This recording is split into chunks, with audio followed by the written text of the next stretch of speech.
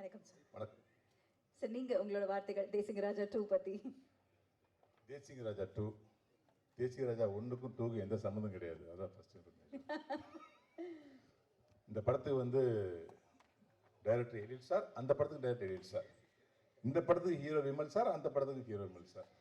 அந்த படத்துக்கு வில்லன் ரவிமரியா, இந்த படத்துக்கு வில்லன் ரவிமரியா. இவ்வளவு ஒற்றுமை இருந்தாலும் சீக்குவல் அப்படிங்கிற ஒரு அடிப்படையில் இந்த கதையோட தொடர்ச்சி அது கிடையாது, அந்த கதையோட தொடர்ச்சி இது கிடையாது. அப்புறம் ஏன் தேசிங்க 2ன்னு பேர் வச்சுன்னு கேட்குறீங்களா? இதுக்கு வேலைன்னு வந்துட்டா வெள்ளக்காரன்னு பேர் வைக்கலாம், மனங்குத்தி பிறகு பார்ட் 2ன்னு பேர் வைக்கலாம், சரணம் இருக்க பயமையின் பார்ட்டுன்னு பேர் வைக்கலாம், எது வேணாலும் வச்சுக்கலாம். ஆனால் ப்ரொடியூசர் என்ன பண்ணார், எனக்கு தேசிங்க ராஜா 2 தான் வேணும்னு அடம் பிடிச்சதுனால ஏற்கனவே பண்ணப்பட்ட கதைக்கு இந்த டைட்டில் வச்சிருக்கோம். இதுதான் வந்து இந்த படத்துல பார்வையாளர்களாக இருக்கட்டும், ரசிகர்களாக இருக்கட்டும், எங்களுடைய அன்பு நண்பர்களாகிய ஊடக நண்பர்களாக இருக்கட்டும், வலைத்தள நண்பர்களாக இருக்கட்டும், எல்லாத்துக்கும் சொல்லிக்கொள்ள விரும்புவேன்னா, இந்த படத்தை ரசிகர் பார்க்குற மாதிரி ஊடக நண்பர்கள் நீங்களும் பார்ப்பீங்க. தயவு செய்து தேசிய ராஜா 1 மறந்துருங்க. அதுக்கும் இதுக்கும் உள்ள ஒரே வித்தியாசம், அது காமெடி கலாட்டா, இது காமெடி கலைவரம் போலதான். ஓகே சார், யூஷுவலா சொல்லுவாங்கல்ல, ஒரு சீக்வல் ரிலீஸ் ஆகும்போதோ இல்ல ஒரு டைரக்டர் ஒரு படம் ரிலீஸ் பண்ணும்போது விசிட் அந்த படம் அப்படின்னு சொல்லுவாங்க. இந்த யூனிவர்ஸ் அதெல்லாம், சோ இந்த அந்த யூனிவர்ஸை மறந்துறீங்கன்றீங்க நீங்க. தேசிக ராஜா 1 மறந்துடுறீங்க. மறந்துடணும். ஓகே, கஜினி மாதிரி, கஜினி சூர்யா சார் மாதிரி மறந்துட்டு வந்தாதான் இந்த படத்தை என்ஜாய் பண்ண முடியும். ஓகே சார், உங்களோட இந்த காமெடி பெர்ஃபார்மன்ஸஸ், அது வந்து மக்கள் எல்லாருமே, அதாவது ஒரு ஸ்லைட் வில்லனிக் ரோல் இருக்கும், ஆனாலும் அது சிரிக்க வைக்கிற மாதிரி தான் இருக்கும். நீங்க ஆனா ஒரு சீரியஸ் வில்லனாவுமே இருந்திருக்கீங்க. இந்த பெர்ஃபார்மன்ஸஸ் வந்ததுக்கு அப்புறம் மக்கள் கிட்ட இருக்கக்கூடிய அந்த எதிர்பார்ப்பை நீங்க எவ்வளவு வரவேற்கிறீங்க சார்? உங்களுக்கு ஃபர்ஸ்ட் யார் இந்த மாதிரி ரோல்ஸ் கொடுத்தது? ஆக்சுவலா இதுக்கு அடிப்படை காரணமே இங்க உள்ள ஆர்கே செல்வமணி சார் தான். ஓகே, எல்லாருக்கும் புது தகவலா இருக்கும். ஓஹோ, பக்கத்துல உட்காந்து ஆர் உதயகுமார் சாருக்கும் புது தகவலா இருக்கும், பேர சாருக்கும். அவர் தான் வந்து D40 அப்படிங்கிற ஒரு நிகழ்ச்சியில அவர் ஷோ டைரக்டர், ஒரு 5 அசிஸ்டன்ட் ஷோ டைரக்டர் இன்னும் ஒரு ஆளா வச்சிருந்தார். அப்ப டைரக்டர் எழில் சார் வந்து எங்க யூனியன்ல வந்து டைரக்டர் யூனியன்ல பொருளாளர். அந்த 1 மாச டிராவல்ல நான் பாக்குறதுக்கு வந்து பயங்கர முரணா இருந்தாலும் எதுக்கு எடுத்தாலும் காமெடி பண்ணிட்டே இருப்பேன். அப்போ ஒரு நாள் செம்ம டென்ஷன் கத்தி, உங்களை எவங்க வில்லன் ஆக்குனது அப்படின்னாரு கோவப்பட்டு எழில் சார். சார் வசந்த பாரால் தான் சோறு சாப்பிட்டுருங்க சார், தட்டை உருவிடாதீங்க அப்படின்னு.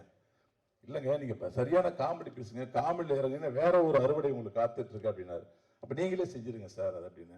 நான் கேஷுவலா சொன்னேன், எங்கங்க நானே கேப்ல படம் இல்லாம நீங்க உட்காந்துருக்கேன் அப்படின்னாரு. அவர் சொன்னது அப்படியே சொல்றேன். இல்லை சார், நீங்க கூடி சீக்கிரம் படம் பண்ணுவீங்க சார், நீங்க சொன்ன மாதிரி இதில் நான் காமெடியா பண்ணுவேன் அப்படின்னு. அதுதான் சிவகார்த்திகேயன் சார் அறிமுகமாகி நான் வில்லன், காமெடி வில்லன் பண்ண அந்த மனங்குத்தி பறவை. அந்த படத்துல அசால்ட்டா அப்படியே நடிச்சு போயிட்டேன். ஆனால் அடுத்த படம் தேசிக ராஜா 2 வரும்போது மறுபடியும் நீ தான் வில்லன் இந்த படத்துல அப்படின்றாரு. எனக்கு பொறுப்பு கூடுது. ஏன்னா இந்த வில்லன் சேர்ல உட்காந்து காமெடி பண்றது வந்து 2 பொண்டாட்டிக்காரங்க கதை. 2 பொண்டாட்டி திருப்திப்படுத்த எவ்வளவு கஷ்டமோ அதே மாதிரி வில்லன் சேர்ல உட்காந்து வில்லன் பண்ணணும், ஆடியன்ஸை மிரட்டணும், அப்படியே காமெடி சொல்லி கைத்தட்ட வைக்கணும். எவ்வளவு கஷ்டம்னு அனுபவிக்கிற எனக்கு தான் தெரியும். ஸோ முதல் படம் ஹிட்டு மனங்குத்தி பறவை, செம சூப்பர் டூப்பர் ஹிட்டு. தேசிக ராஜா வராரு, எனக்கு உண்மையிலேயே பயம். என்ன கிளைமாக்ஸ்ல வந்து கண்ணம் சீல் சாங்கெல்லாம் வச்சு என்னெல்லாம் வந்து வெஸ்டர்னைஸ் சாங்கெல்லாம் ஆட வைக்கிறாரு. என் மேல அவ்வளவு நம்பிக்கை, என்ன இவ்வளவு நம்பிக்கை மனுஷன் வச்சிருக்காரு.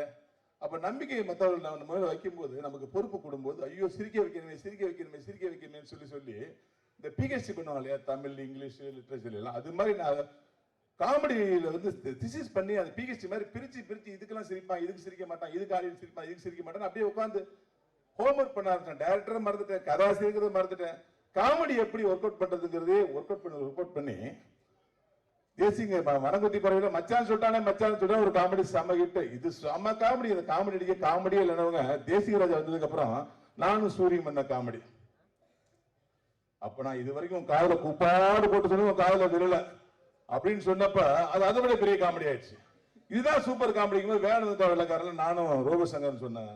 அன்னைக்கு காலைல 6 மணி கோழி கொக்கரக்கோன்னு என் பொட்டாண்டி தராதையா மல்லிகை பேசிட்டு உசுப்புனா மல்லியா கனகாமரமா அப்படிங்கும்போது உன் பொட்டாண்டி உன்னை செருப்பா அடிச்ச கதெல்லாம் கேட்கல, மாமா இது கூட வச்சிருக்க சொல்ல.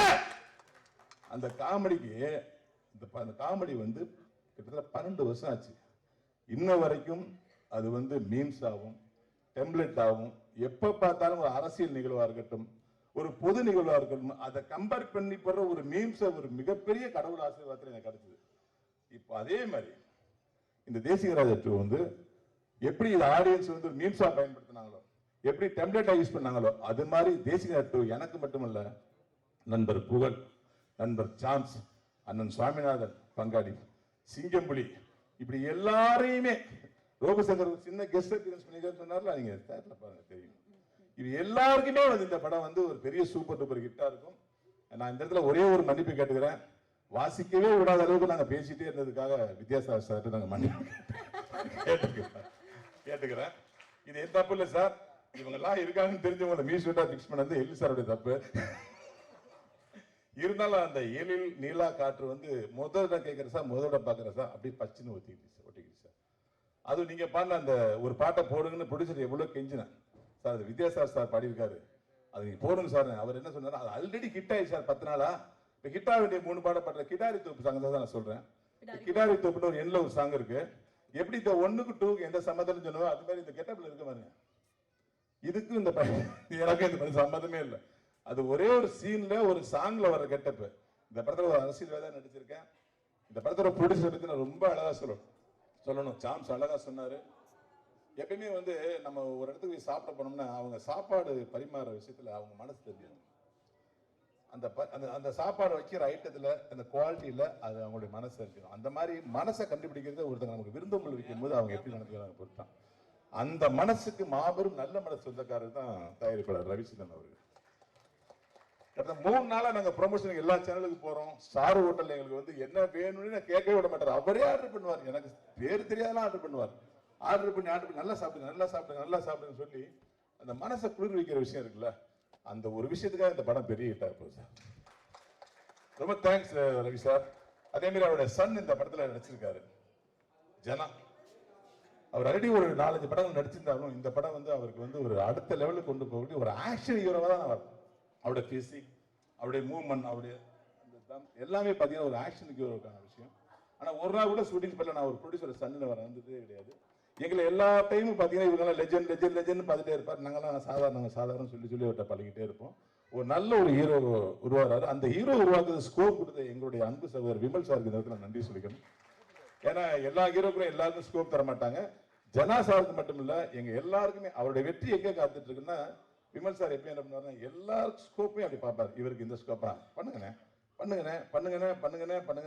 சொல்லி இதுல நான் என்ன பண்ண முடியும் ப்ரூவ் பண்ணுவாரு. அதுதான் அவர் இத்தனை வருஷமும் இவ்வளவு காம்படிஷன் நடுவில் ஒரு ஹீரோவா நின்னுகிற காரணமே அவர் அந்த ப்ராஜெக்ட் தான் நேசிப்பாரு. நான் என்ன பண்ண போறேன், நான் ஹீரோ சார், எனக்கு என்ன சார் இருக்கு, எனக்கு ஓப்பனிங் இல்லையே சார், எனக்கு எண்ட் இல்லையே சார், இதெல்லாம் கேள்வி கேட்டா பார்த்ததே இல்லை.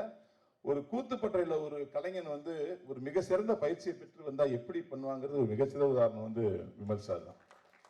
எந்த டைலாக்கையும் அசால்ட் ஆர்வமா கேட்டு டப்புன்னு டெலிவரி பண்ணுவார். ஒரு பிசு இருக்காது, ஒரு வார்த்தை விட மாட்டாரு.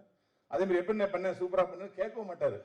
கேட்க முடிஞ்சதுக்கு அப்புறம் ஒரு ஓரமா போய் சேர போட்டு உட்காந்துருப்பாரு. அந்த அளவுக்கு ஒரு அருமையான ஒரு நண்பர்கள்லாம் அந்த டீமோட சேர்ந்து படம் பண்ணியிருக்கோம். யாராவது பேரை மறந்துருந்தா தயவுசெய்து மன்னிச்சுங்க.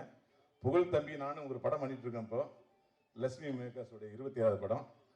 அந்த படத்துல தான் எனக்கு புகழோடைய திறமை எனக்கு தெரிஞ்சது, புகழுக்கு என்னுடைய திறமை தெரிஞ்சது. 2 பேருமே வந்து ஒருத்தர் பாராட்டிட்டு அந்த படத்துல வேற மாதிரி பண்ணியிருக்கோம். ஆனா இந்த படத்துல புகழுடைய வெளிச்சம் வந்து 4K லைட் மாதிரி பாய போகுது, பளிச்சுன்னு பாயும். அது கன்ஃபார்ம். அனைவருக்கும் என்னுடைய மனமார்ந்த நன்றிகள். சாரி, நான் சில்வா சார், சாரி சார் உங்க பேரை மறந்துட்டேன். அந்த துல்லாமணன் துள்ளு படத்துல இருந்து இப்ப வரைக்கும் 25 வருஷத்துல நான் டிராவல் பண்ணிருக்கேன்னு சொன்னாங்க. நீங்க 2 படம் தான் டிராவல் பண்ணீங்க. நான் 10 வருஷத்துல நான் சாருடைய டைரக்ஷன்ல 6 படம் பண்ணிருக்கேன் சார். யாருக்கும் கிடைக்காத பெருமை என்னன்னா, ஒரு படத்துல வில்லன் நடிச்சோம்னா ஒரு வில்லன் வந்து ஒரு 4 வருஷம் 3 வருஷம் அப்படி நிறைய படம் பண்ணிட்டே இருப்பாரு, அதுக்கப்புறம் காணாம போயிருவாரு. ஆனால் என்னை இன்னைய வரைக்கும் காணாம போகாம 20 வருஷமா நடிச்சது ஒரே காரணம், என்னுடைய ஜானரை மாத்தி இவன் எப்படியும் பண்ணுவாங்கிற ஒரு நிலைமையை ஏற்படுத்தின எழில் சார் தான். இந்த நேரத்தில் வந்து எழில் சாருக்கும் என்னை உருவாக்கிய வசந்தபாலன் அவர்களுக்கும் நான் நன்றியை சொல்லிக்கிறேன். ஏன்னா இந்த பக்கம் அகல் விளக்கா வசந்தபாலன் இருந்தாருன்னா இந்த பக்கம் அகல் விளக்கா எழில் சார் தான் இருக்காங்க. இந்த 2 விளக்கு நடுவில் தான் பிரகாசிக்கிறேன். இந்த படம் வந்து நான் சொல்ற மாதிரி தான், இந்த படம் ஜாலியா வாங்க, படி ஜாலியா போங்க. Thank you. Thank you sir, thank you so much. இதே போல வண்டர்ஃபுல்லான ஃபிலிம்ஸ் நீங்க தொடர்ந்து